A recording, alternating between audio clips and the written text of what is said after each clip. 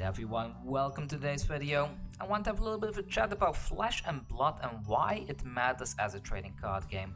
So I had a chat with some people online regarding Flesh and Blood, and what I keep seeing is, questions that are like, hey Kugane, I saw you were opening Flesh and Blood, are you quitting Magic the Gathering? No, I'm not quitting Magic the Gathering. Magic the Gathering is, I have a really big passion for that game. I'm never quitting Magic the Gathering, okay? No matter, even if the game became bad, I'm still not quitting it. I just love Magic the Gathering, so please stop asking me that question. I'm not quitting Magic. But does that mean I am not playing Flesh and Blood? No, I am gonna play Flesh and Blood as well, especially in real life since it's a paper only game. But anyways, this game has been around in New Zealand for a little over a year now, and it made its way to Europe to about a month ago. And at first I didn't even know about the existence of this. I mean, I did see it pass by on channels like Alpha Investments that I saw Rudy doing in box opening and such, but somehow it did not register in my brain as like, oh, this is something I should look out for. Because there have been so many trading card games in the past that I can remember that came and then just died off or failed, and I played many of those. So about 10 years ago I decided, like, you know what, I'm not investing in new card games anymore because they all fail anyways. They cannot keep up with Magic, they cannot keep up with games like Yu-Gi-Oh or Pokemon. They are just trying to, like most of these games, they try to imitate these big games and kind of do like a small spin on it, but don't really try to innovate much. So for me, I never put much attention on newer card games in general, because I just don't trust that the cards will be around for a long time, because so many games have failed already. So with Flesh and Blood, it's a bit different. And like, this is still a new game, but as you have seen, I've been doing a bunch of box openings and I've been investing in this game relatively heavily for the small budget that I have available to me. I mean, I only earn like $300 a month right now, and I've been buying like 1 or 2 boxes a month at least to kind of build a collection, because I just love this game. I want to get started. There is a lockdown right now in my country, so I cannot play at game stores, but I'm building decks, I'm looking to play with my wife and stuff like that, and the game just looks good. And the reason why I like it is that Magic is balanced in its own way, and I will not get into how it's balanced.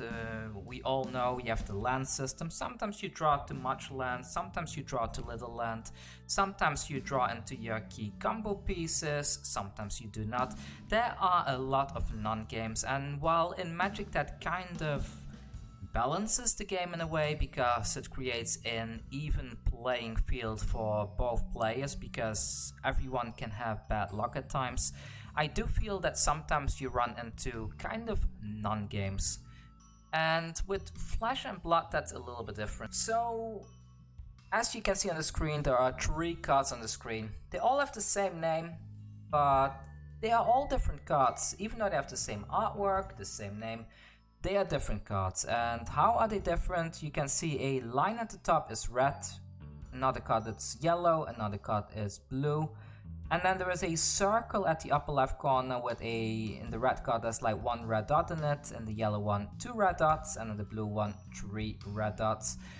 What this means is that these cards, unlike Magic the Gathering or games like other games that have resource systems, each card can be pitched to your pitch zone and generate resource points, which is kind of like generating mana in Magic the Gathering, for example, if you play that game.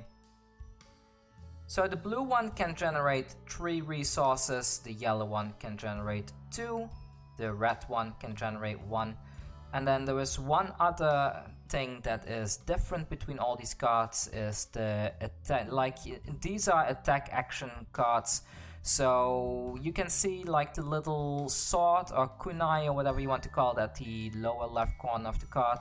It signifies how much damage this card can deal if you were to use it as an attack. So the red one can deal much more damage than the blue one. As you can see, generally the less resources a card generates, the more attack power it has, and the other way around. So if it can generate a lot of resources, it has lower attack power. You're allowed to have 3 copies of each of these in your deck to a total of 9. Most cards in the game have 3 versions like this in the game. There are some exceptions like signature spells, I believe they are called. So there's some exception, but generally if you wanted to build a combo around this card in your deck, you're allowed to have 9 copies, which makes it very consistent. That's the important part to me. Like, you can very consistently draw into the pieces that you need to get a certain game plan or combo pieces going. Like, of course, each hero has different cards, there's all kinds of different playstyles, but consistency is key here. You don't have to worry about your lands being consistent like in Magic, because every card can generate resources. You don't have to worry too much about drawing into the right pieces, because you have so many copies in your deck that you are likely going to draw into it anyways. And here is an important one, and this I love.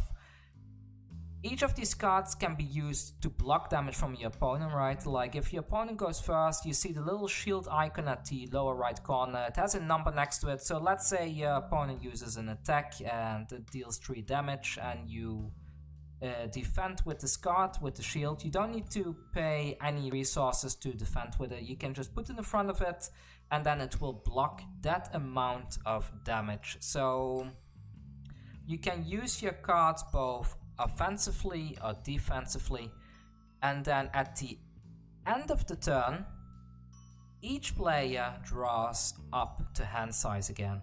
So if you waste all your cards to defend with, you get a new hand. So going first or second doesn't really matter.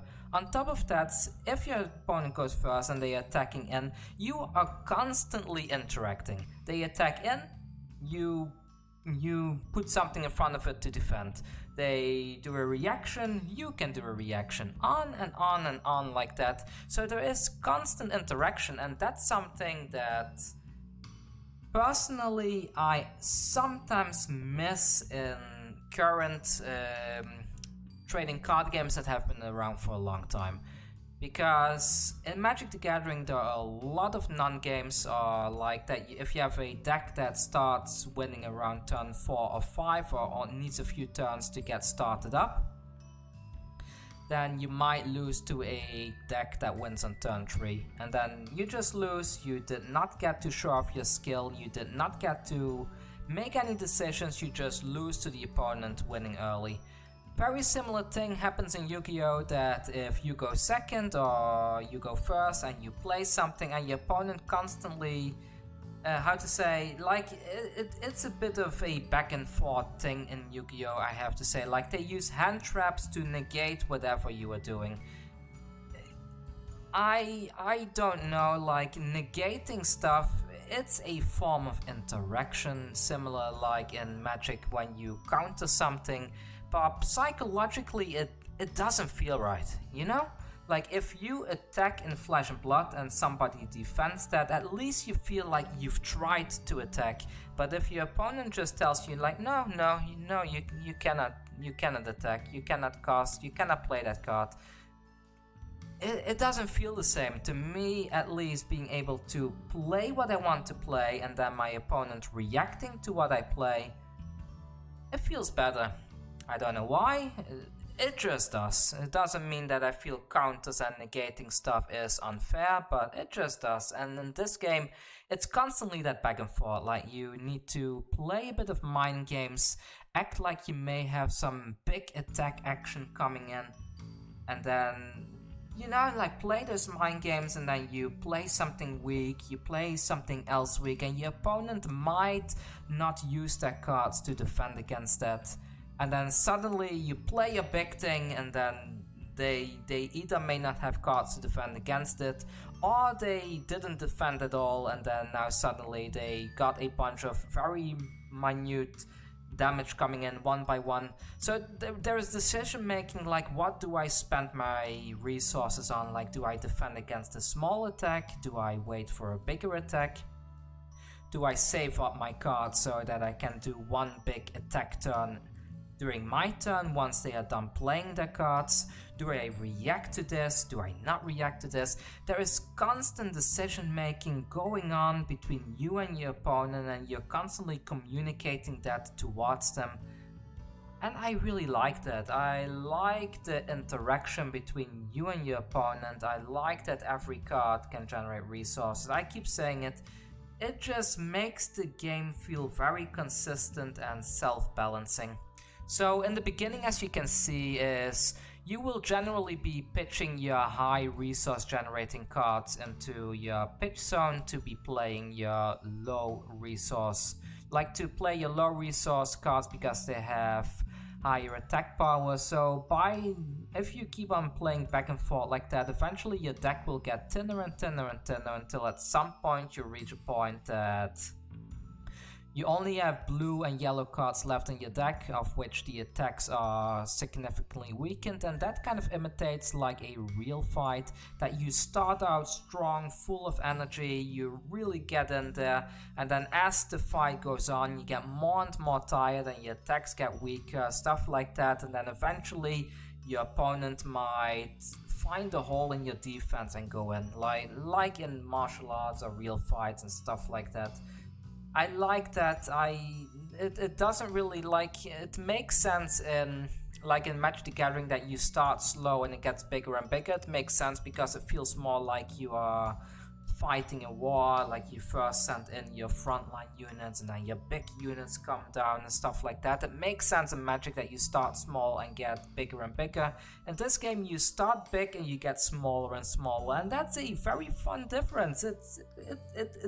It makes me feel fuzzy inside. I like it, I love it, and yeah, that's the other thing that I like. So then we get into the collecting aspect of the game.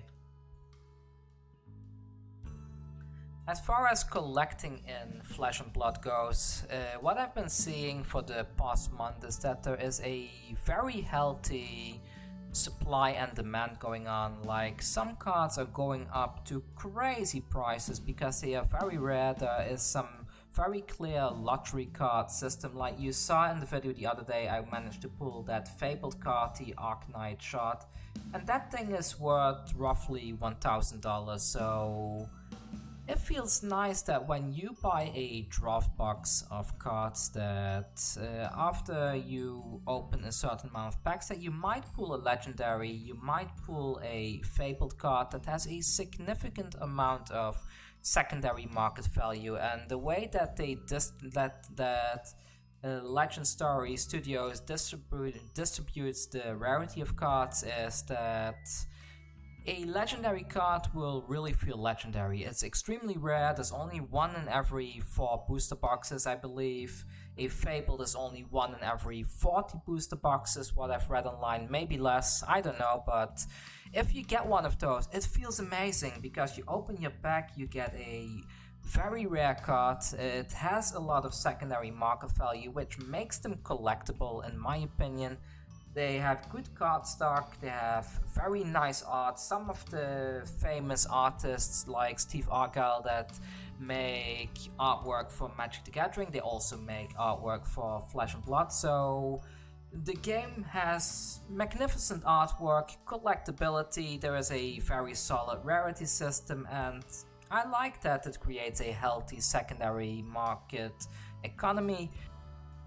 I love it because if you get a first edition box, your stuff is going to keep on having value. Like, of course, you have these unlimited print runs, of which the value of the cards are significantly lower, but the thing they did is for first edition prints, you have something called cold foils, which means that each box has one cold foil card. It has like a special, almost metallic looking border, and these cold foils are not available in in unlimited boxes. So if you open the first edition box and you get a cold foil, this is probably gonna be the only time you're gonna see that card for the rest of your life. And if you keep it, and once these things go out of print, there's only a very low supply because there's only one per box. And in case of if you get a cold foil Fable like I pulled in that box the other day, there's not gonna be a lot of them. Like, I only know like 2 other people in Europe right now that has that Arknight shard that I pulled the other day, so it feels like you have something special in your hands. It feels like you have something unique, something that's not necessarily good in the game, but you have something special, something that you can add to your collection that will keep on growing in value in a way, and that you can play with, or maybe not play with, depending on how you build your deck.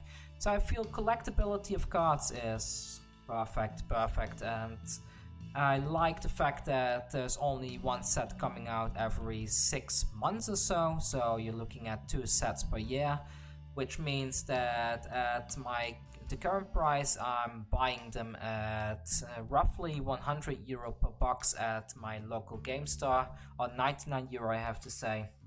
But I also saw some online retailers and that sell them for about 65. I managed to share a case with a friend of mine, and we ordered an entire case for like, how much did we pay? Like €260 for 4 booster boxes, and then each of us paid 130, and we can get the cards we wanted. I get to still support my local game store because the price is still cheap enough for me being able to walk in there, buy a box, and still be able to pull enough cards out of the box that I can actually play with, and that also have some resale value so that I can go online and trading with people, which is something that Yu-Gi-Oh, for example, I never have. That I used to buy Yu-Gi-Oh booster boxes, and they do all kinds of weird things with short printing cards, or things have much rarer to pull, and then you pull a box and then you lost money. And with Flesh and Blood so far, other than one box, I've only been gaining money. I know it's dependent on the secondary market, but I like the feeling that when I open a box, I get cards roughly equal or more to the value I spent back, if that makes any sense. I love that, so I like the consistency, I like the collectability, and yeah, nothing else to say.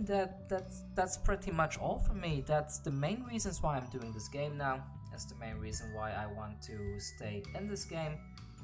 I don't feel negatively about Magic the Gathering, don't get me wrong. I have my criticisms, but Magic the Gathering is still a huge passion of mine. I will keep playing that. I need to emphasize that I love Magic the Gathering.